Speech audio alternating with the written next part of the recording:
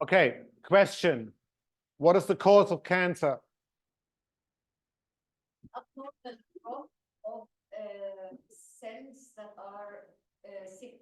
That is a symptom. What is the cause of cancer? Cells out of order. Stress.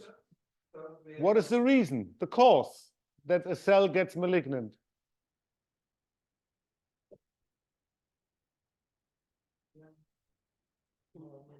Hmm?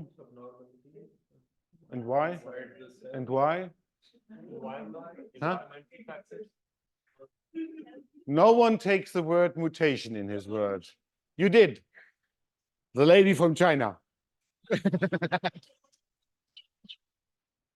You told me, my love, my love. You told me so. Okay, okay. What you see is a 20-year-old journey. This is a lifetime work, what you see. The future healthcare research will take care about neurology, cancer, and cardiovascular and diabetes.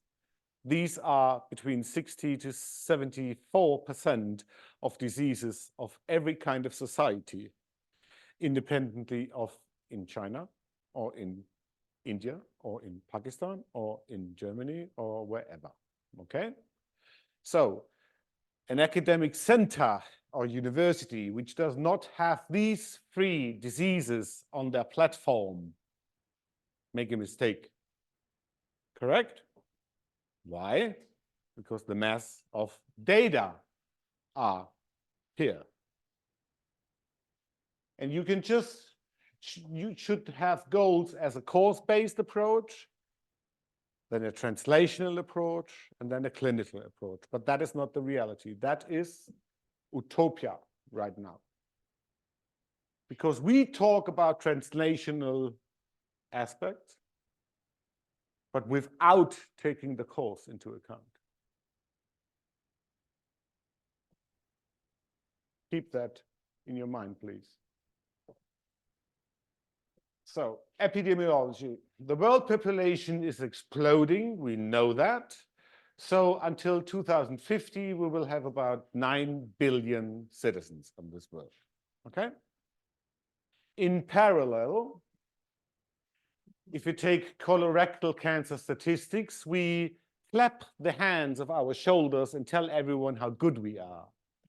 That the incidences of colorectal cancer decreases. And the AACR, the American Association of Cancer Research, who takes care about the SARE data bank in the US, tells us every year how good we are and we are so fantastic and everything is good. But they are not talking about that the patients aged between 20 and 50 are exploding. Now, you all know something about mathematics, correct? Okay. If you take the pyramid of a population of a country, and you know that in the next 20 years, the upper part are all dying. What does that mean for cancer incidences in 15 years?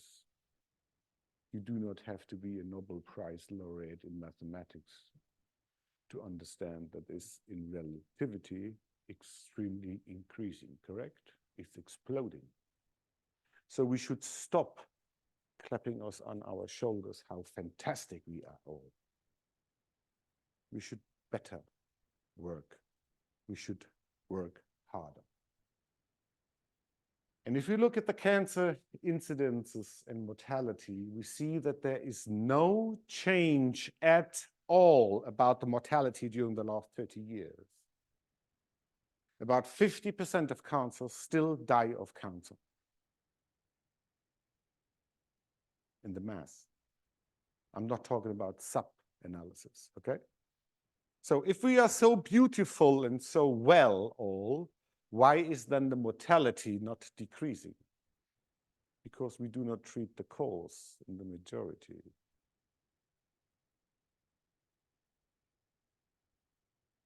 And if we take cancer relapse, and here's just an example to take pancreatic cancer, within 12 to 14 months, 73%. Did you know that? No. Because this is not talked about. In the media, you read how beautiful we are, how everything is well going. And the obesity, morbid obesity, is doubled within some 35 years. So you can already imagine if the incidences are increasing in parallel to morbid obesity, then we should assume that there is an association, correct? At least an association, because it's in parallel. And if you have cancer risk and obesity, and you take cervix cancer, you have a 7-fold higher risk of cancer. And if you have esophageal Barrett carcinoma, it's 5-fold, gastric cancer 2-fold, and so on. How about the costs? The costs are exploding enormously. We are talking about billions right now.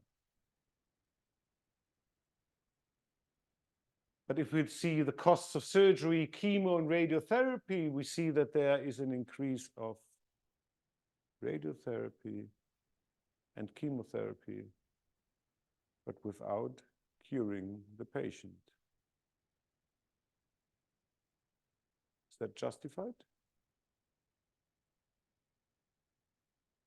You remember the story of anti-amyloid antibody, where the treatment should have been cost $58,000?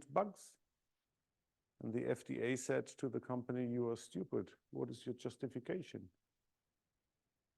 And then there was an outrage in the media, and within 2 weeks it was 28,000. Think about that. And the biotech market we are talking about is more than 500 billion. Okay? So you are part, as you heard the lecture from Sarah, of this, you are part of this biotech market. We all. What we do.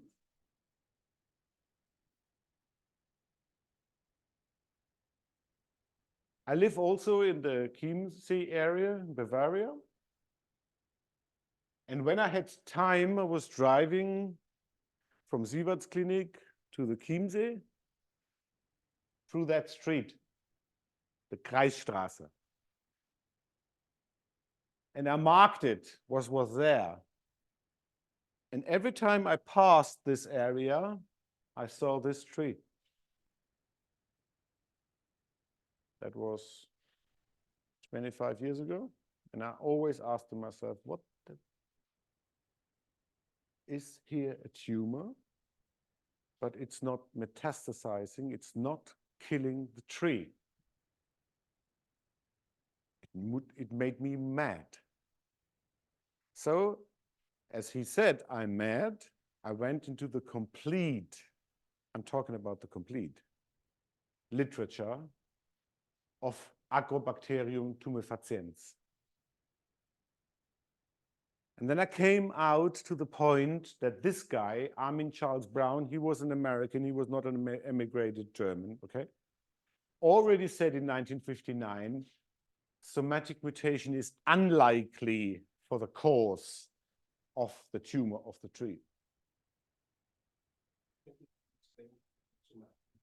Okay.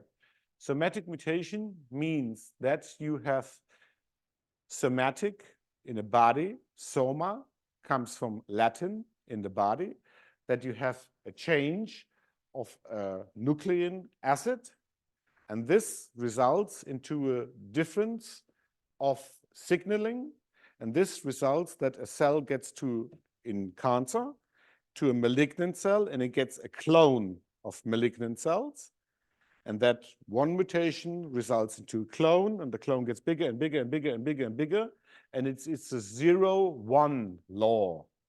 If you have it, it has to be a cancer. And I will show you that this is wrong. So the goal in cancer should be that you have a reasonable potential cure if, and prophylaxis, if you have a correct etiology. If you know the cause, you can treat it. If you have a problem with your car, okay, and you bring it to a mechanic, he identifies the cause and he repairs it, correct? You would never come to the belief that you bring your car to a bakery, did you? Would you? Or would you go to an electric engineer? No. No. So everywhere you read in the media, we have so-called breakthroughs, landmarks, hallmarks. Okay? But you have to look at the data.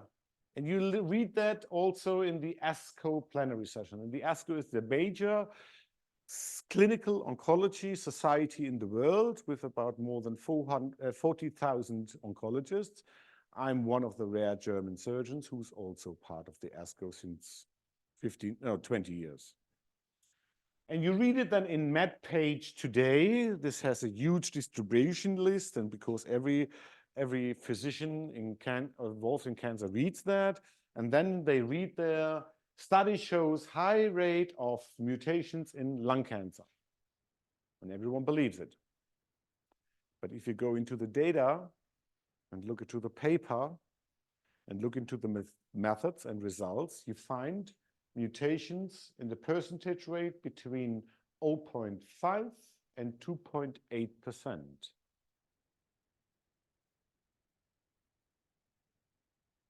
This is the reality. But the headline is actional mutations high rate. Now, if you have a somatic mutation as a 0-1 law, it is active, it causes a cell clone of malignant cells, then it should be always there, correct? Good, but that's not the case. Because if you look at colorectal cancer and you take early cancers, T1, T2 cancers, they have a KRAS mutation rate of less than 2%. And locally advanced cancers have a KRAS mutation rate of 30 to 60%. But if it would be a 0-1 law, then it would mean that 100% or at least 80 to 90% of early cancers would have need to show KRAS mutations, correct? Now you can follow me because now you start thinking. You maybe smile. This is a tragedy, the same tragedy as in urology.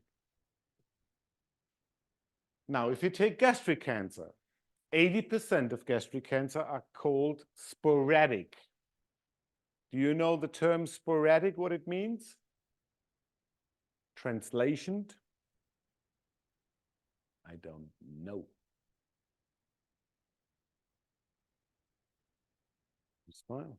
Sporadic is translated, I don't know. So, it already said Goethe, everybody only hears what he understands. That was 1887, long time ago. And it's still true. So is the proposed main cancer theory correct? So it has a 100-year story, the somatic mutation theory. It started in Würzburg by Theodor Boveri because he assumed it could be a chromosomal defect.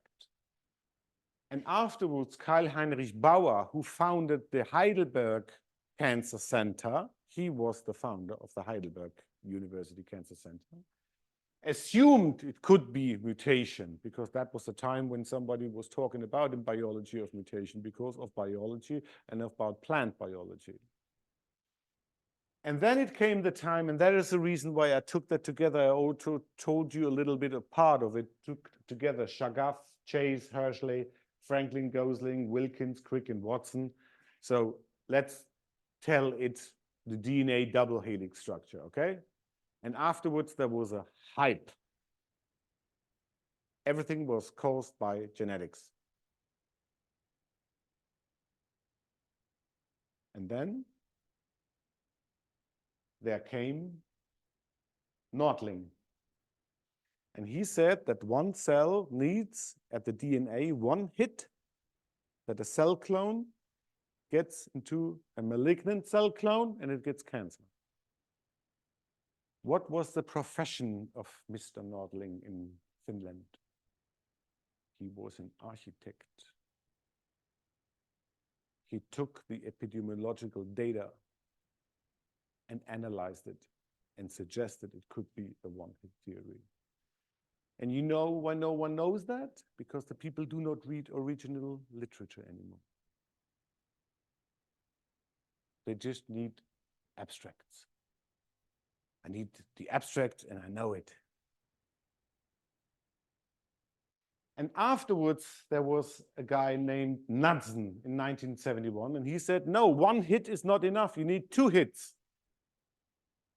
And afterwards, it came up that one hit is not enough, two hits enough, and then there came a modification of that mutation theory that you need driver and passenger mutations. So that you drive a car and that you have a passenger next to you, and he is the reason that your car breaks down, in principle. And then they realized this is not working as well. It's not enough. So they came to the point we need a hypermutation theory. There's even not 100 and 200 mutations. It needs to be 1,000 or 2,000. Why? Because we have self-repair mechanism of our DNA, even in aneuploid cells, so special cells. And after that, this did not work. Then Vogelstein and Tomasetti in 2015 made a mathematical model and said, it cannot be predicted. So when you have cancer is bad luck. This is called the bad luck theory. And a lot of mathematics and statisticians afterwards nearly lynched him because they proved that his way of analysis was wrong. But it's still in the papers and it's still cited.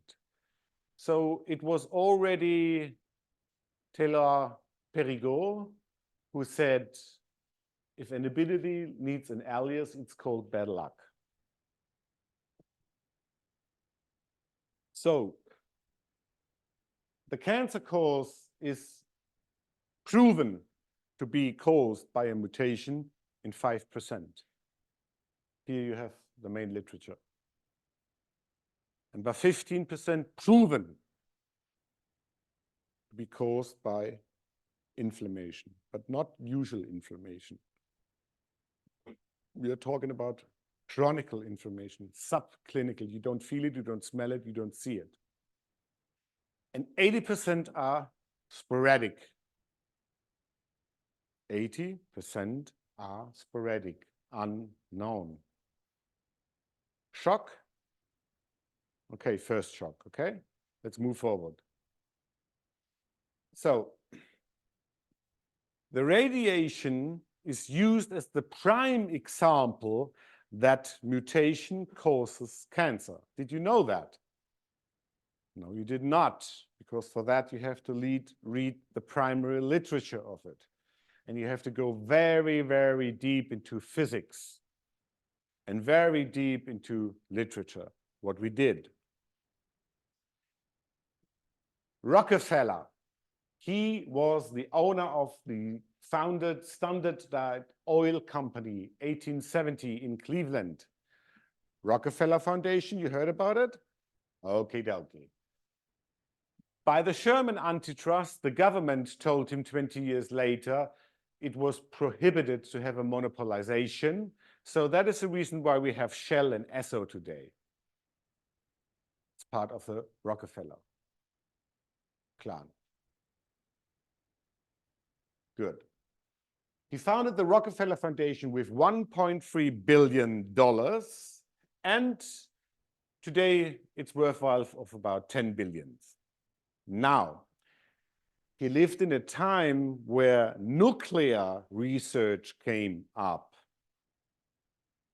And they already saw nuclear energy as a concurrence for oil.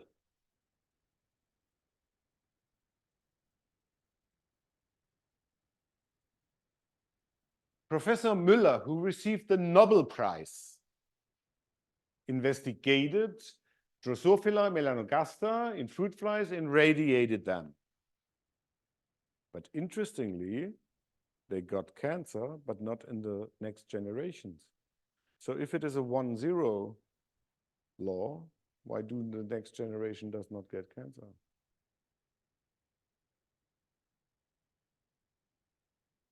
He also knew that there is no radiation threshold.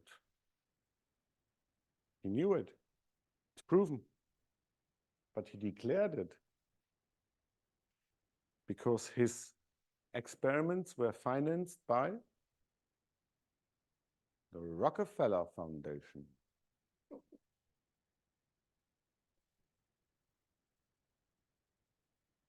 Mr. Anthony Harry Levriero published in 1956 an article in the New York Times. Even small dose of radiation can prove harmful to descendants of victims, report states. And during that, panic came out, not just in Washington and New York. This was the main newspaper during that time. Who was the owner of that newspaper? The Rockefeller Foundation. Who paid these journalists who received twice the Pulitzer Prize? The Rockefeller Foundation. Who organized a meeting with journalists and scientists, which was paid by the Rockefeller Foundation? The Rockefeller Foundation. But you have to know something about embryology. And you have to know which kind of organs come out of which foregut, midgut. Okay? First, you have to understand embryology. When you understand embryology, this was published, okay? You can read it. We published it last year. It was also a 20-year work, because if you go to the primary literature, it takes really a lot of time. So if you take embryogenesis and fetogenesis of humans compared to mice and to rats, you see that there is a difference in terms of weeks and days. It's not concordant. This is important for a slide in 2 minutes. And if you take radiation during that time, you see that during fetogenesis, you do not have an increase by radiation of cancer. Only when you have it in the vulnerable phase, interestingly, during the embryogenesis. So in a human at the 5th week, in a mouse of the 5th day, or in a rat in the 6th day. But not on the 13th, 12th day, or in a human on the 36th day. But you also have, again, an increase when you take a human, a mouse, and a rat at the end of fetogenesis. So you have to look in it in a different way. Now, if you take the literature of Hiroshima and Nagasaki, and you have to go into the literature of Hiroshima and Nagasaki to understand that, and we brought the main points together, you realize that these bombs were different, because you had in Hiroshima a uranium bomb and in Nagasaki a plutonium bomb. But that is extremely important. So I'm not now talking about the center where the bomb exploded, okay? I'm talking about the circle around. So I'm not talking about the 20,000 who died directly, okay? Good. The linear energy transfer, it's called LET or LET, is used for so-called dosimetry. It's a measure for the radiation effect. Okay? And that is significant and important. Because in Hiroshima, you had a neutron bomb. There was high LET, and that resulted into a double strand break. So one strand break could not be copied and repaired, and you die. And that is the reason why in Hiroshima you had an L curve. And in Nagasaki, you had a plutonium low LET bomb, which mainly caused single strand breaks. This means you have another single strand as a copy rest where the double helix can be repaired. Correct? Good. Now, only double-strand DNA breakage come clinically relevant unless you have a defect DNA repair enzyme, as in children of the autosomal recessive condition, the xeroderma pigmentosum. They get cancers because they do not have the repair enzyme for it, okay? But now you know that, leave that away. If you take the data and if you look to the US cancer risk after Chernobyl, and if you are point by point, you find that there is no particular difference from 3 to 4% observed in the United States compared to Chernobyl. This means that the panic-induced risk, which was proposed, is not true.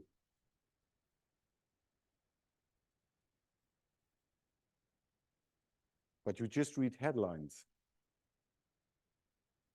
And I'm not talking about the center again, okay? So I did also interdisciplinary basic research. I measured COX-1. It's an enzyme for inflammation, COX-2 as well. We measured PGE2 with the prostaglandin, which is also for inflammation important. We measured TGF-beta and a marker for vascular growth, VEGF. We measured P53. You for sure read it once in the newspapers, P53 mutation. It was the cancer mutation in the 80s. It was on every magazine on the first thing. Nonsense, bullshit. So we measured that. We measured other markers. We measured subcellular markers with microRNA, etc. So I did that all by myself, okay? What you see right now, what is coming. So I know what I'm talking about.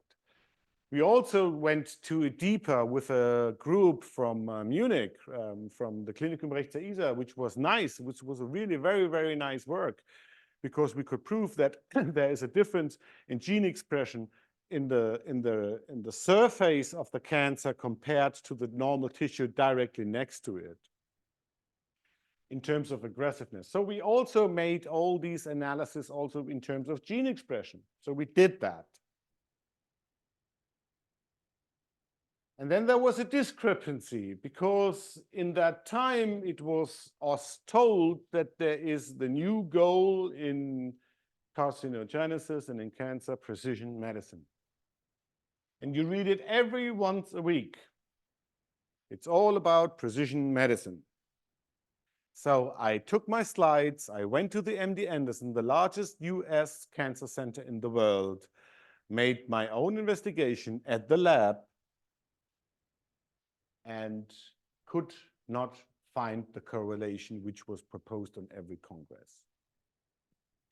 So I went out the lab and we reinvestigated our biopsies, and the result was the same. And I was starting getting nervous. And I went to Professor John Mendelsohn. During that time, he was the president of the MD Anderson. Unfortunately, John died a couple of years ago. And I went to Professor Isaac Fiedler, who was really the god in metastasis research. And both said, Bjorn, you did your reinvestigation, something is wrong, what had been declared. So if your analysis is correct, your antibodies are correct, something is wrong, but please do not give up. And that was a scientific crisis to me. I went out Isaac Fiedler's lab and was crying.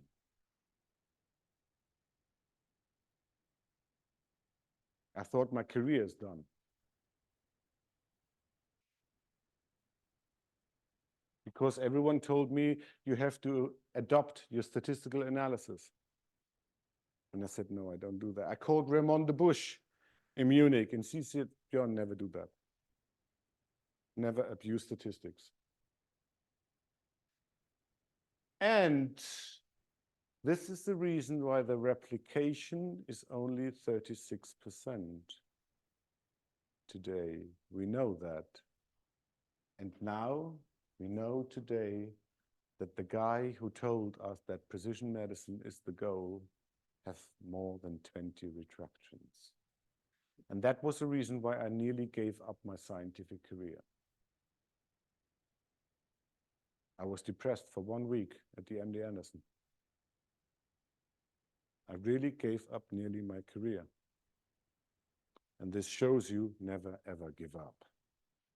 Never, ever give up. Only people who make excuses give up. You never give up, okay? So I did not give up. And today I know I was right. But it was on every Congress. Because it's a market. Sciences was set by Friedrich Schiller in 1796. To one, she is the high, the heavenly goddess. To the other, an efficient cow that supplies him with butter. You smile, but this is reality now when you know why we talk about a $500 billion US market, okay? Right? So I made a fundamental decision. I was told, publish and perish. Publish, publish, publish, publish, publish. Get grants, get grants, get grants. Go your career, get a chairman position. You're going to be successful. Try to be the master in the world. And after I went out of the lab and I went out of Isaac Fiedler's office, he took 2 hours with me to discuss everything on a wall. Such a nice guy he was. And I made for me my decision, no, I only do that what is for mankind. Because if I only do research for my career, then I directly know that 70% will be bullshit. We all know it, but no one is talking about it, correct? That was my decision. I had to live with it. I had no one I could talk about it. No one. Not Ollie, not Martin, no one. The only one who heard my cry was Ijaz. He's my co-author. So we went through a hell road, some 20 years. This is Ijaz when we operated him on something in 2016 in Cottbus, and he came for the operation to my hospital. And there is another bias. If you take the equivalence of age of mice to humans, this means that a 3-month mouse is the equivalence of a 20-year-old human. But cancer occurs majorly during the 60s and 70s, correct? So if you read a paper of signaling in mice, and the mice are 3 months old, then this paper is very well to get you information from signaling, but it's not comparable to the signaling of a 60-year-old human. We know that. No one talks about it. No one in the translatum talks about it. No one. Correct? He doesn't answer. So what we did, Ijaz and I, was we went complete through my own PhD data. We went to the complete cancer literature of 250 years, and we read the complete Hiroshima and Nagasaki papers. We all went it through because I said to Ijaz, if we want to make a difference, we have to make something what no one does. So we used the modified Socratic model, how we call it, using rationality, evaluation, and re-questioning. And when we told that to people, they said, you guys are stupid, you will never make it. You will never, ever make it. And it came out that we made it. But first the question.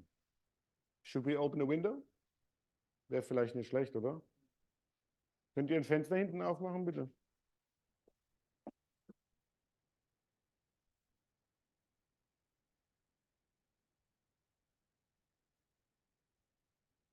Now, first you have to know what have 80% of cancers in common.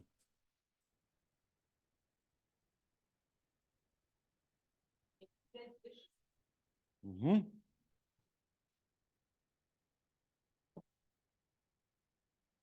This was the question I asked myself. We went through that, tons of data, tons of paper, tons of Excel sheets, tons of information. And I asked myself, we make a principal problem.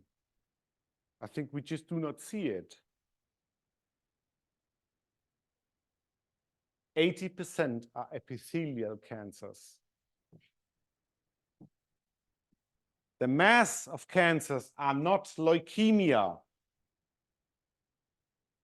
The mass of cancers are not lymphoma, myeloma, mesothelioma, or CNS cancer. Please have that in mind now, because of your research, what you do. The mass are more than 80% epithelial cancers. So I said to Ijaz, we have to go back to our own molecular data and have to look what went wrong. And then he said to me, I'm crazy. And I said, yes, I am. And Oliver would say, yes, he's crazy as well. So there were two fundamental questions. The Sesame Street principle, what I call it. Two fundamental questions. How do cancer develop in the mass of cancer? And what is the first cancer cell? Because when the pathologist sees the slides under the microscope, he sees a malignant cell, correct? But this is not the definition that this is the first cancer cell. Because he already sees a bunch of cancer cells, correct? So we went back again to Virchow and to his data and to Ziegler. These were the guys who discovered fibroblasts, Spindelzellen, microenvironment. But first make the first step. We came to the point that there are 6 sequences how cancer in the mass of cancers develop. And this was published in 2014 in BMC Cancer. So it's a Nature journal. The submission process took, what do you think, how long it took? What do you think? What? Huh? 8 months. 8 months. Then there was one of the leader of genetics in Kansas said, Bjorn, I think you are right, even that I'm not 100% convinced. So that the mass of cancer has a pathogenic stimulus, and that is a biological one or a chemical one, and not, as proposed, a physical one. And this results into a normal healing process of our human body. When you cut yourself, you have a normal wound healing, correct? You have a normal activation of apoptosis, that everything is in the balance. But here the pathogenic stimulus continues and you have a subclinical chronic inflammation. You don't see it, you don't smell it, you don't taste it. And this results not into a normal fibrosis. This results into a fibrosis which is remodeled, which means that the signaling of the microenvironment changes, and therefore you can call it a precancerous niche. And the organism tries to resolve that situation because it is stress for him. It's a chronic stress for him. And the only solution the organism has is that the cell transforms to a cancer cell.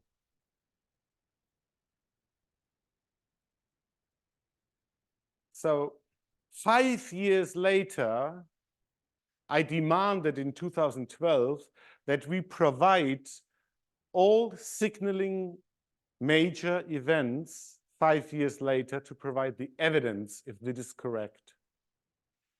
So we showed it, and the scene went much more complicated. It went complicated in terms of the eicosanoid metabolism, of the imbalance of cytokines and SOX, how T cells get out of the balance, out of homeostasis. Also macrophages, TGF-beta, metalloproteinases, and also adipocytes with their signaling. And then a major enzyme is activated, and that is lysyl oxidase. And this results, and I will show you that later, you will understand that before you go out today, what this affects. So it was much more complicated, okay? And we looked at the eicosanoid metabolism. And would you tell me during my medical course, one day I will write a biochemistry paper, I would tell you, you are stupid. You are stupid. But I did. And the eicosanoid metabolism means that you have anti-inflammatory mediators and pro-inflammatory mediators. And just that you have it in mind, I just, out of this reason, put the next information to it. If you eat fish, the achenoid metabolism results into anti-inflammatory situation. And if you eat a lot of pork, a lot of meat, etc., pp., it results into pro-inflammatory situation. But be aware, the vegetarians, read the vegetarian papers on ResearchGate. Those only doing one thing also result to a disbalance of it. Please have in mind. Deswegen sagen wir im Deutschen Mischkost. Yeah? Now, if you take obesity, it fitted in well as well.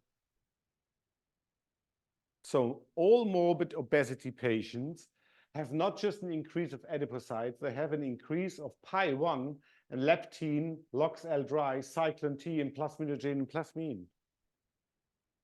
So we looked at main signaling pathways like the FOXO3A pathway, which is very important, and it fitted in well. We proved also that we look at the NFK beta. This is another signaling which is very important, and it fitted in well. So we looked deeper and looked in terms of different ways, which kind of signaling of NFK-beta, because it has 3 different pathways. These are not important for you, okay? Fitted in well. So we looked in another signaling, which is very important, how a cell transforms to a different cell. It's called YAP, yes-associated protein, fitted in well. We did the same with another acid enzyme, with the fatty acid desaturase FADase2, fitted in well. So I just want to show you and prove you, we just not provided a paradigm or a hypothesis. We asked ourselves, is this correct in major signaling pathways? And also 5 years after the first publication. And yes, it was. And also for a marker which is now newly published, CEB1 or ZEB1. And if you take metformin for patients who suffer from diabetes, it fits in well because metformin itself decreases carcinogenesis by 37%.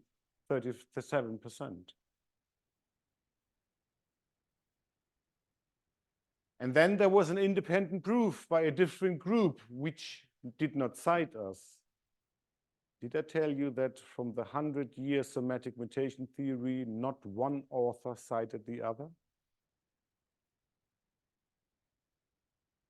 Knudsen did not cite Boveri, did not cite Chagath, did not cite Nordling.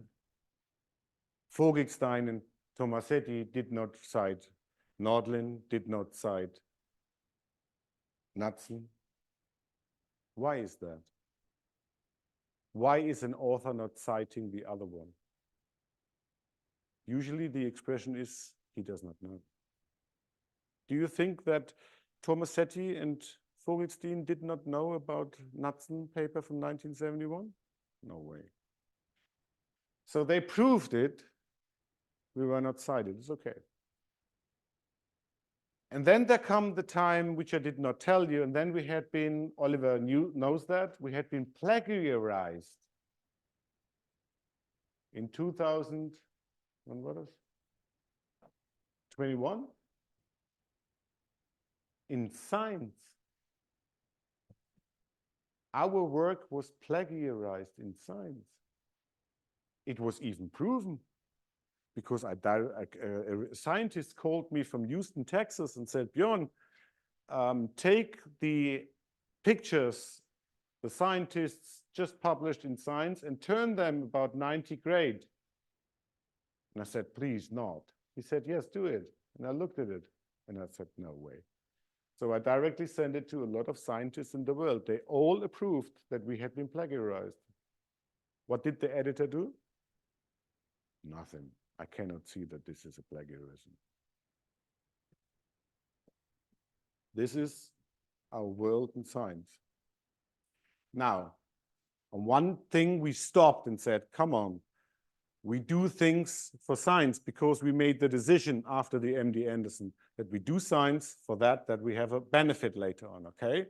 So in 2012, we made a strategy decision which papers, when after 5 years, when the physics paper come out, when the somatic mutation paper come out, and also created research strategy, which is confidential and I will not tell here and nowhere else as well. But this is the next 20-year work, which is just in press. What is the first cancer cell? And if you look very carefully, we know these sequences, how cancer in the mass develops. But we do not know what happens real on a signaling path after the precancerous niche has been developed. Because it took more time to explain it. Because it's very time costly and takes very, very high efforts to get into that. So again, 80% epithelial cancer, not sleeping. Keep with me, come on, now it's getting interesting. 80% epithelial cancer. This means I have to look at the microstructures of these 80%, correct? To get an information. So I called Ijas, I said, we make a mistake. We had not taken that into our account. So we need to look at the epithelium structure of the 80% of cancers, what happens. And here you have the epithelial cells, then you have your basal membrane, and then you have your subbasal membrane area with collagen in it. Okay? Comprehensible? Okay. So it came up that if you look at that and if you take this picture out of the area beyond the basal membrane, if you look into every cancer, you find that they all have an increase of collagen. And they have all an increase of the enzyme, which results into cross-linking of these collagens. And by this cross-linking, the signaling in the microenvironment changes. Now you understand why I asked, was it yesterday? Was it yesterday? I think it was yesterday, about stiffness. This results into an increased stiffness. Now, what is the organism doing when there is an increased stiffness? He tries to resolve it. He just has the information first. I have stiffness. I have a wound healing, if you would say, which is not a regular way. How can I resolve it? Who is producing collagen? Who is producing collagen? The fibroblasts. And I said to Ijaz, huh? Is there something what we have overseen? So, and that is the point. That is really the point. Because now a recruitment happens. There is a cell transition as an epithelial mesenchymal transition to fibroblasts out of epithelial cells. It's proven. You just have to read the papers. And now comes the point. The cells from the epithelium, which transform to fibroblasts to resolve that situation, keep epithelial markers on the cell membrane. Keep that in mind now, okay? This is very, very important. But these are not enough. So the fibrocytes, which are below the subbasal membrane, are recruited to that area as well. And because these are not enough, also the fibroblasts out of the bone marrow. Now, this all increases to resolve the situation, but the pathogenic stimulus continues. Question?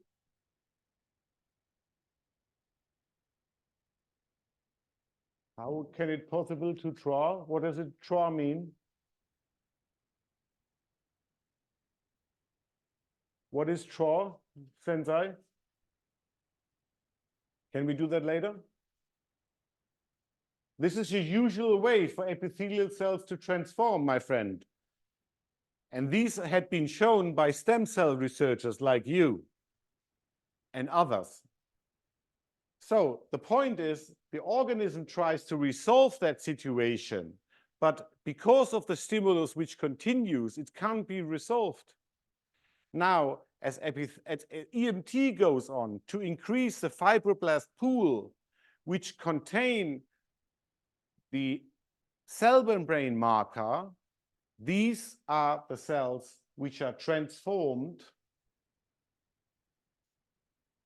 Just a second. Das ist die Scheiße mit diesem Ding hier.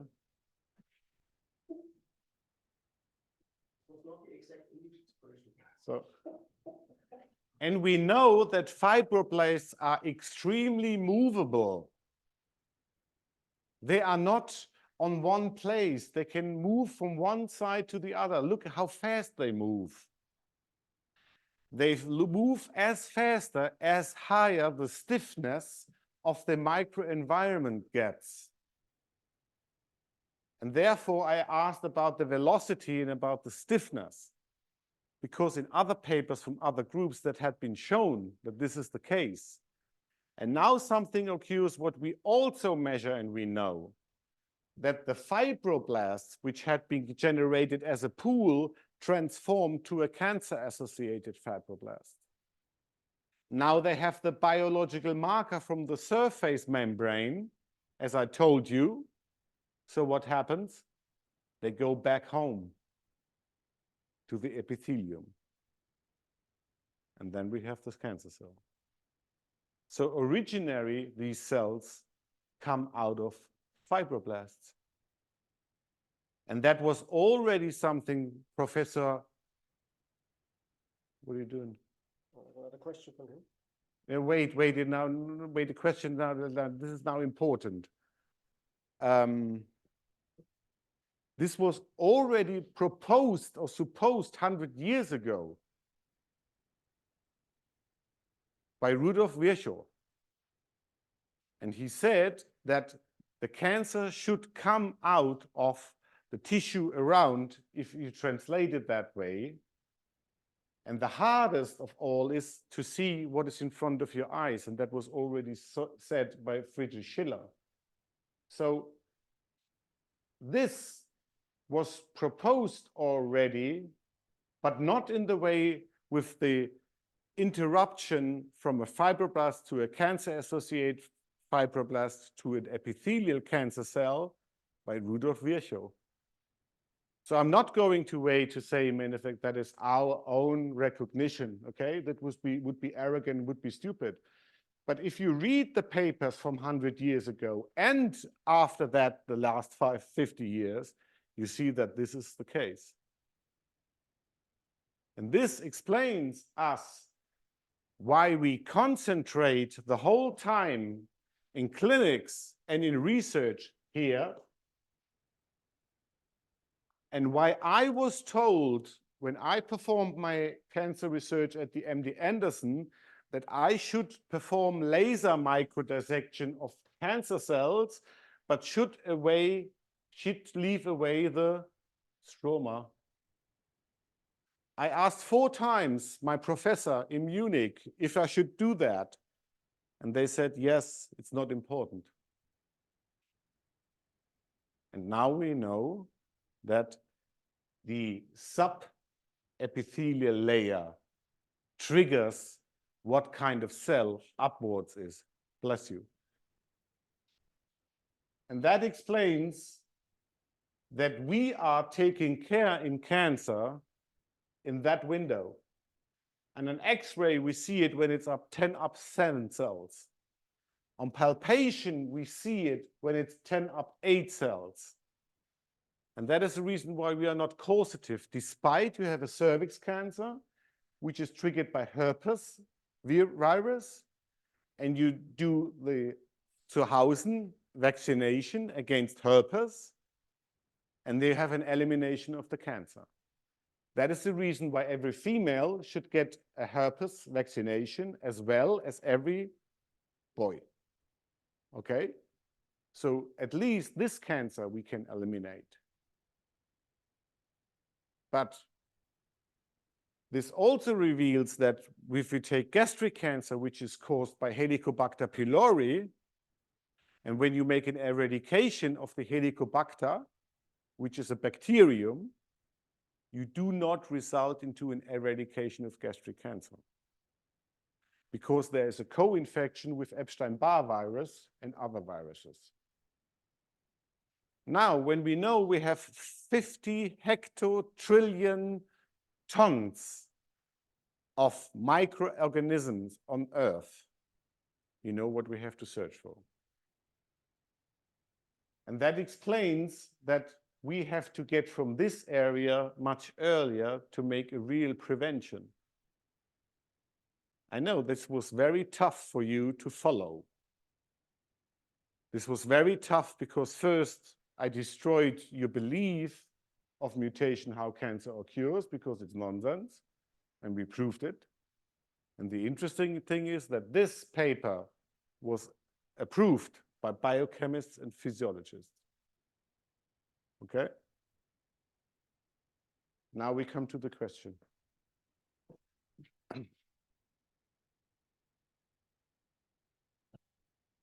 How can it be possible? No, this is, what does it mean by transform?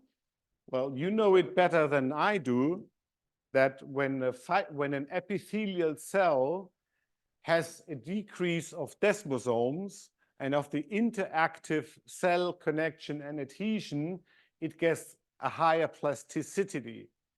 And afterwards, it easily transforms to a fibroblast. And that was shown by stem cell researchers. Sensei. Questions from you? I know it's tough. Oh, sorry. What? Okay, so as I'm not really into the biology or medicine or chemistry as an electrical engineer, I didn't completely follow this procedure from when the epithelial cell becomes the cancer. So I understood that it becomes the cell, a fibroblast cell, but keeps the markers and then goes back, but it's a different cell than an epithelial cell, and therefore it's cancer. Could you maybe explain it a little bit, Kannst du das wegmachen?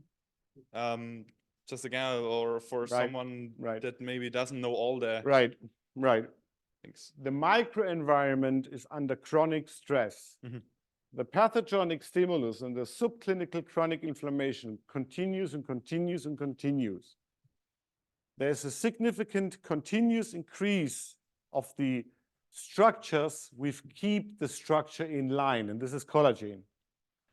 Now there is an enzyme which is called lysyl oxidase, and this lysyl oxidase results into cross-linking. Scheiße, Entschuldigung. Da. This means that a connection from one collagen fiber to the next is created. And this is created by lysyl oxidase, by oxidation of lysine residues by the enzyme. And by this, stiffness and increases, and elasticity, which is normally given, decreases. This is a supra stress for cells, because usually it's not that way, and it does not end. So the organism tries to resolve that, to recruit first fibroblasts, and you can see that in papers that this in reality occurs. Just to show you. Das hast du es leider groß gemacht. Because the organism tries still to resolve it on the situation he has it. And by this, he gets the fibroblast on different pools. The pool of fibrocytes, which is beyond that area, is not enough. So he recruits fibroblasts from the bone marrow. This was shown by stem cell researcher. And it was also shown that if there's a high stress level, also by stem cell research, that by epithelial mesenchymal transition means that an epithelial cell transforms to a fibroblast, because the fibroblast is like a, wie sagt man, multifunctional cell. It can transform to nearly every cell. But here the main important thing is, and that was overseen, is that the cells who transform from an epithelial cell to a fibroblast keep parts of the proteins which are on the surface, which define their home. And that is the reason why, when this continues to persist, we have an increased measurement of cancer-associated fibroblasts. They have special markers. So that time area between recruitment, increased fibroblasts, transforming to cancer-associated fibroblasts is not measured, but you measure it when you go into the detailed papers of these stem cell researchers. And that explains now, and Sensei, listen to this. This clearly explains the heterogeneity we have, which no one understands. When you have an epithelial cancer, you do not understand why you have type of cells of this way, this way, this way, this way. It's not understood, and no one understands it. But this model explains it, because you have different levels in parallel which are going on. This explains you a heterogeneity of the epithelial wall and of the cancer. This explains you the heterogeneity of the cancer-associated fibroblasts. And it also explains you the heterogeneity of the fibroblasts themselves. This never had been understood so far. And that was the reason why I asked you at the beginning of the lecture, does it mean when you have a biopsy from an epithelium under the microscope, does it mean that this was the first cancer cell? No, it does not mean, because you measure a status quo, correct? This is our problem in science, always. Now, Sensei, I know he loves that now to discuss. There should be different stages, even in epithelial cell, individual. Yeah, but this is the reason, Sensei, why we have that heterogeneity. This is the reason why we have the heterogeneity, which we never so far understood. Questions? So if I have a multi-layer epithelium, like in the cervix, and then the cells you find that are cancer cells in a pathologic sample are mostly the surface cells and not the basal cells, which are much closer to the microenvironment where the fibroblast sits. So why does the fibroblast travel all the way to the top level? Because the fibroblast is settle a there. multitask cell. The fibroblast can even transform into a macrophage. The fibroblast is a multi-potential cell which can nearly differentiate into any kind of type of cell. So if the organism has a situation which has to be resolved, the first thing which is activated is to recruit fibroblasts.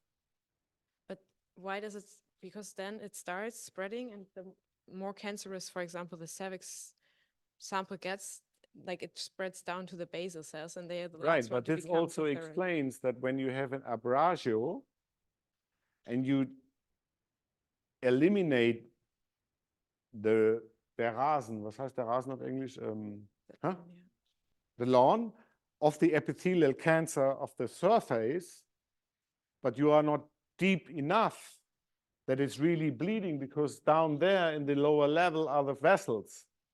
That is the reason why the gynecologists do that very aggressive, and it's very bleeding to get the tissue beyond it out as well. Now the point is, cervix cancer has herpes virus in that subbasal laminar epithelium area. Okay? That is the reason why when we kill the herpes virus through a vaccination, this process is stopped. Because it's the biological pathogenic stimulus. And that is the reason why we can eradicate this tumor. And now that we see that after COVID pandemic, the vaccination rate decreased by 40%. Did you know that? But isn't that you have to have an HPV vaccination before you get your first infection? Because if you get it afterwards, it's like a sleeping virus that basically it comes too late. We so at know, least right. We know that as older as the female is, to get the vaccination, as less effective is it. Because the herpes is nested in and it can't be fighted by, even not by a vaccination. Correct. Yeah. That's frustration. Yeah.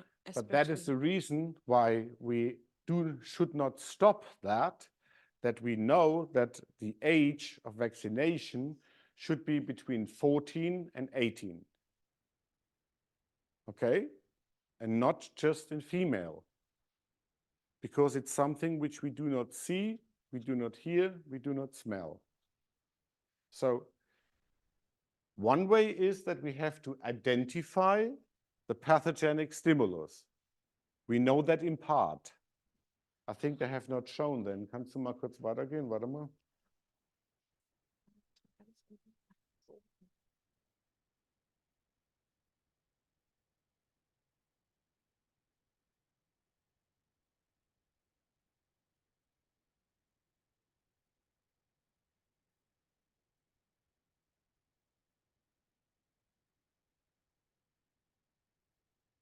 Reichert was the first associated cancer with connective tissue in 1845. Then it was Lebert who said that this is a criterion of malignancy. of the, what we know today, spindle cells. And then it was Virchow later on in 1858 who coined the term Spindelzelle and the first description of a fibroblast. And it was Ziegler who coined the term fibroblast later on. Ich muss gerade gucken, ob ich das irgendwo habe. Ich habe irgendwo ein Dia, es kann sein, dass ich es rausgeschmissen habe, wo die ganzen. Darf ich schnell gucken? Ich weiß, auf was du hinaus willst, dass du mal einen Überblick hast, welche pathogene Stimulus wir haben. Und das habe ich alles zusammengetragen.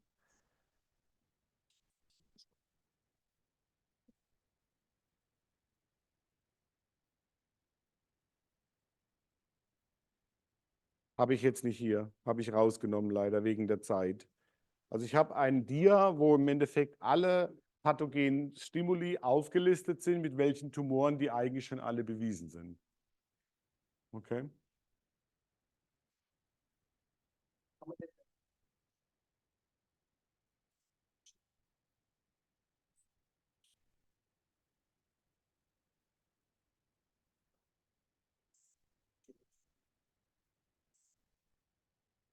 Well, I think we should accept that inflammation is a normal thing in our life.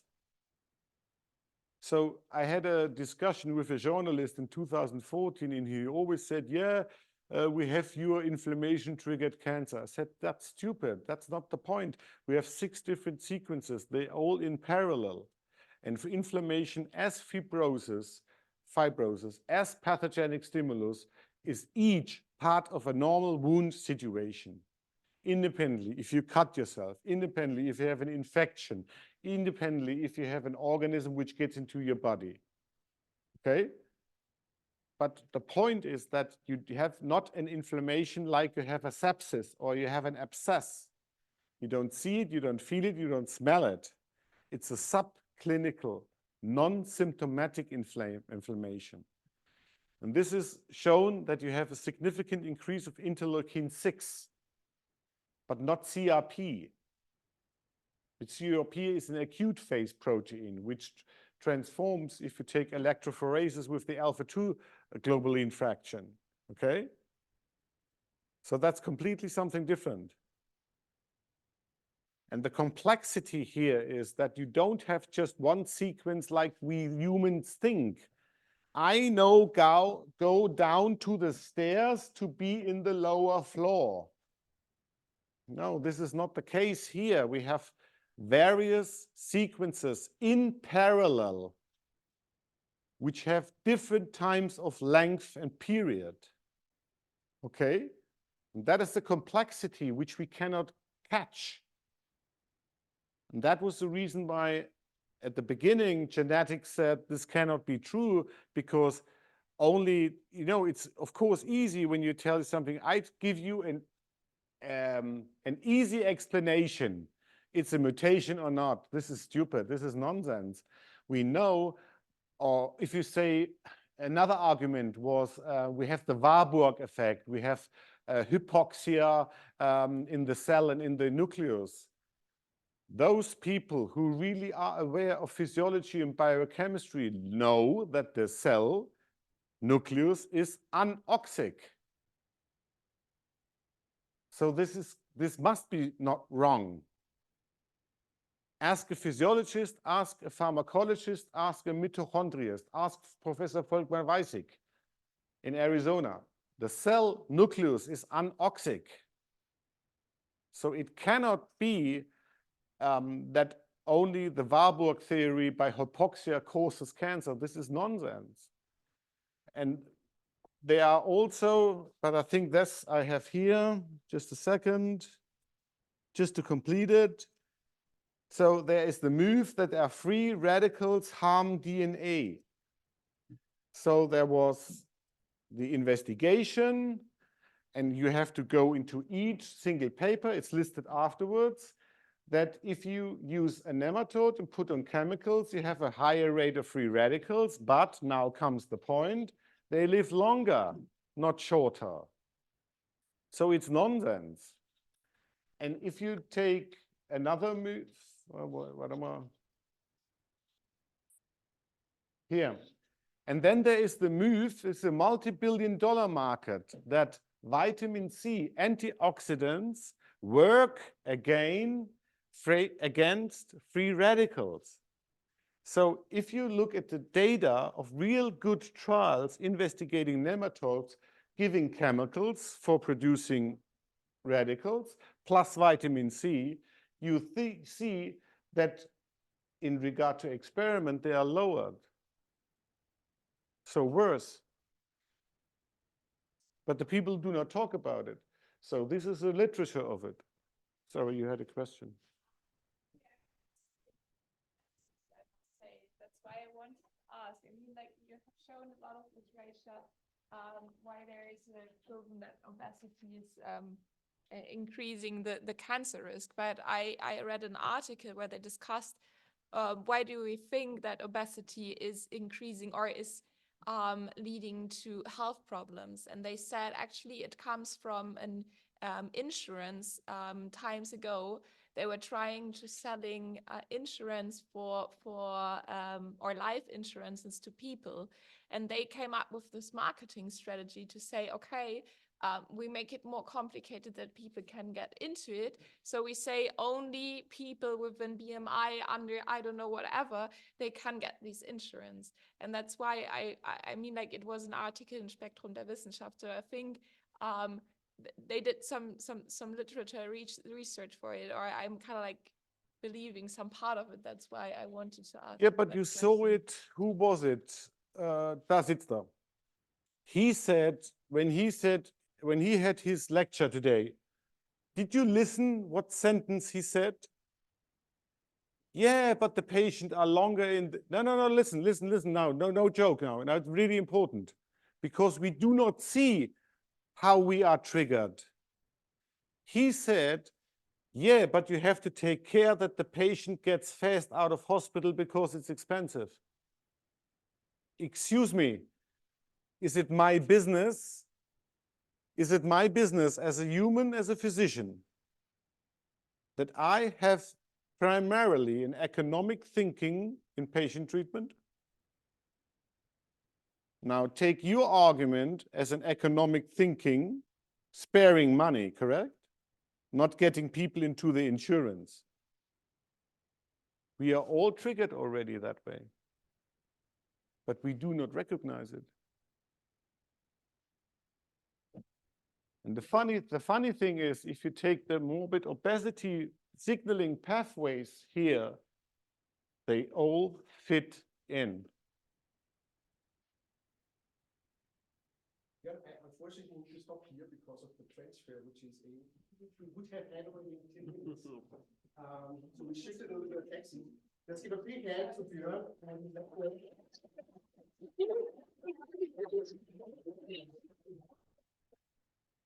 Yeah, thank you very much.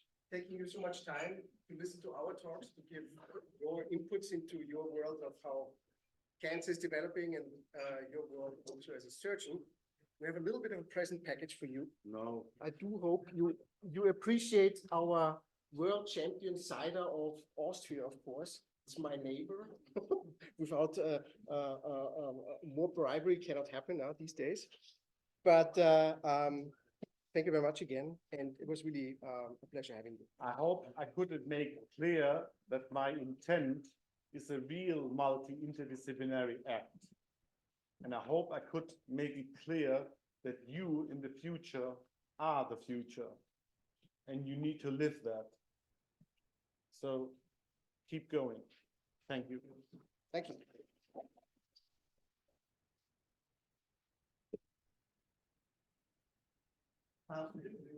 Hang on. So the taxi is coming now at exactly at 4. Okay. So we basically have to move quickly. And whoever wants to go then for the walk, go for the walk. have your individual talks of those people who would like to collaborate or where you've learned that there is maybe a synergy there. This would be good now. It's not raining anymore. So maybe it's kind of pleasant and, with this, enjoy the weekend and we'll see each other next week. Anything related to the prize ceremony, the best group or so, that's fine? Wenn du jetzt allein mal Mikro erinnern.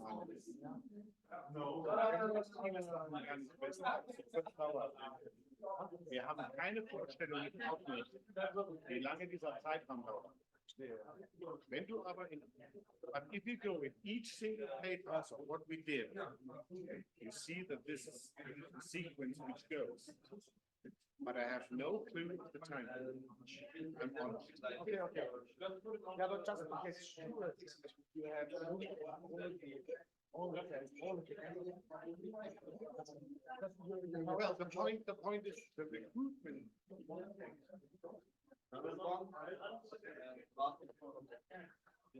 Masaharu-san, thank you for joining. Sorry we can't see you, but we have to finish now quickly to get our bus back to the hotel. And thanks for your questions. Goodbye and good night to Japan.